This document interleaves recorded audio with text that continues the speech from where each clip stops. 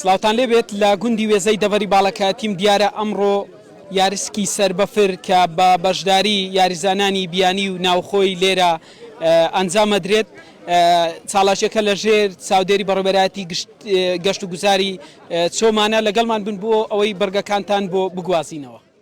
ئەو ساڵاچێت تێدا پەرەی پرسێنێت و چاڵاچەکانی دیکەش پەرەی پێبسەنیت. ئومێدەوارین کاتێکی خۆش هەمومان پێکەوە بەسەر بەرین. سەرکەوتن بۆ هەموو لایەکانە خوازن بە ئومێدی ئەوەی زاری تر و چەندزاری تر ئەمسالەکەی دووبارە بکرێتەوە. برادەران ئامادە بن. یەک، دۆ، سێ.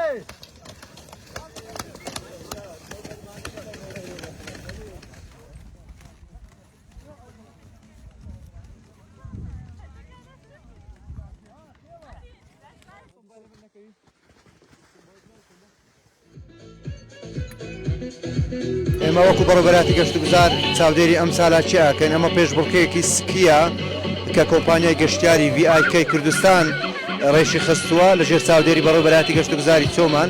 دە یاریزانی دەوڵەتی بەشدارە لەم ساڵاچیە. گروپی سکی چۆمان بەشدارە، گروپی سنۆبۆرد عەساڕوس لە شاری سۆران هاتووە بەشدارە. چەندی یاریزانین بڵێن وڵاتی عێراق بەشدارن کە لە ناوەڕاستخواری عێراق هاتون و یاریزانی سووریش بەشدارن.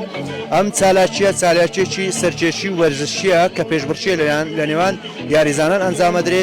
ئێمە وەکو گەشت و گوزار چالاکیمان لە وەرزەکانی تری ساڵش هەیە، بەڵام وەرزی زستان وەرزێکی جوانە لە سنووری قەزای چۆمان و ناوچەی ئێمە ناوچەیەکی گونجاوە لە سوار وەرزی ساڵدا لە ڕێگای چالاکی زۆر بە زۆرەکان هەم سرنجی گەشتیار ڕابکێشین هەم لە ڕووی وەرزشیەوە کاری لەسەر بکەین.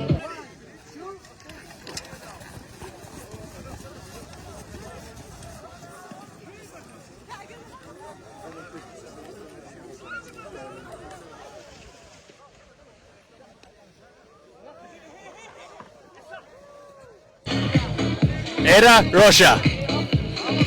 So right now we're having a competition, skiing competition, and people are still coming down. I think we found a winner. It's really nice here. The snow is great, and we're having fun. And I think this is a great place to ski. So yeah, I could recommend tourism to come here to try skiing. It's very fun, and Kurdish people are so friendly. So I like it here.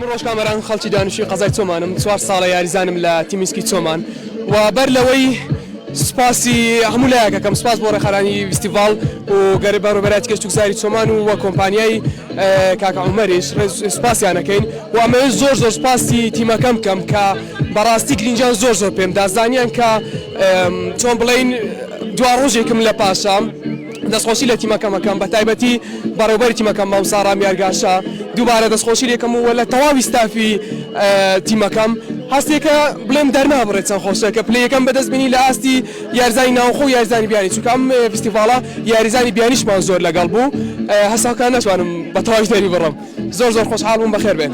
Ez Zeynep Cemal'im, ji kampa Darişkiranê me. Ez hatim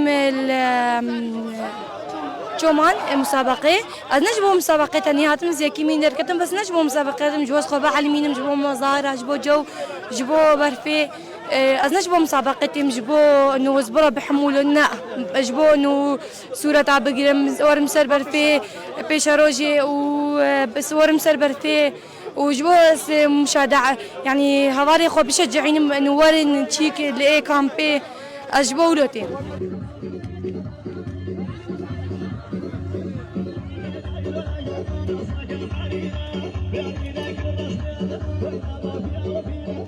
خدا گلکی خوش براستی او جارا چارم ام بجدار دبن هر سروک بیچاقم بجدار دبن گلکی باش بون جبرگو کچه من دکچه من شارکینن دکچه من بجدار دبن هر دو کچه میشه ام ایدار شکرانین ماراسون حولیره 4 کیلومتر جی شارکین بو بجدار بون 21 کیلومتر بجدار بون 4 کیلومتر بجدار بون 3 کیلومتر جی بجدار بون و افجار جی هایی کام نزان به چاوا چه به ان شاء الله سرکبتن به gelekî xweş bûye ji ber ku em şevedê de em li vê dekêrin şevedê vê em li birin.